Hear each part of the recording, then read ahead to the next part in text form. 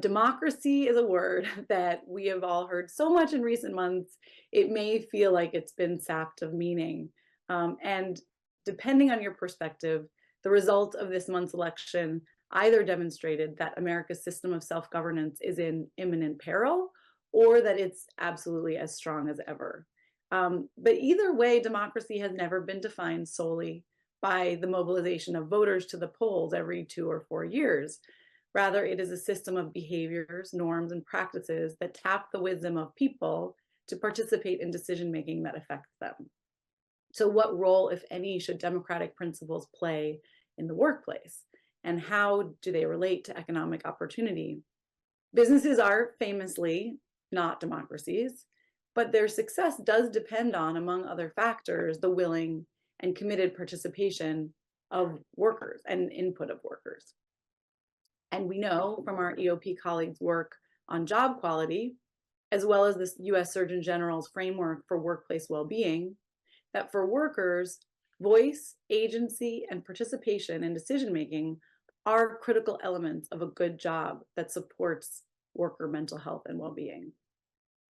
At EOP and at the roundtable, we believe that to expand economic opportunity in this country and bridge some of our deepest economic and social divides, working people do need more power, power to negotiate the terms of their work and to shape economic life in our democracy.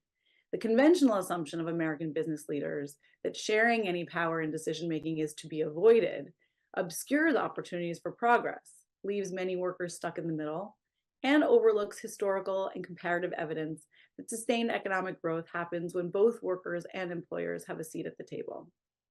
In fact, there is a long, if inconsistent, tradition in American business of valuing employee participation in decision making. Even John D. Rockefeller Jr. said in a 1919 address to the National Industrial Conference, "Surely it is not consistent for us as Americans to demand democracy in government and to practice autocracy in industry.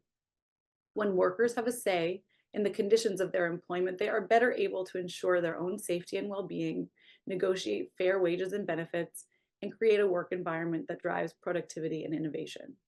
Participatory workplaces breed democratic values and combat polarization by bringing together workers across differences to make hard decisions and act together in solidarity.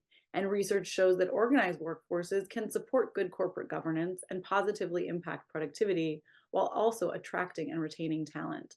That's why we at the Roundtable organize business leaders privately and develop resources to share publicly, like the playbook called the Shared Power Advantage that we published earlier this year that details how leaders can build thriving companies where workers have a seat at the table through a lot of the mechanisms that we'll explore today.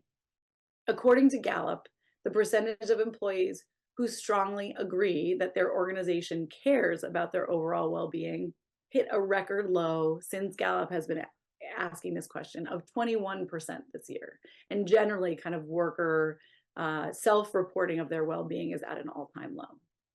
Whether you look at the historic levels of union activity or the recent election exit polls, it's clear that American workers today feel that their voices are not being sufficiently heard. None of us on this panel are political scientists or pundits. We are not here to interpret the meaning of the election results or speculate about what exactly the operating environment will be for either workers or employers. We can safely say that workplaces are entering a period of change and uncertainty.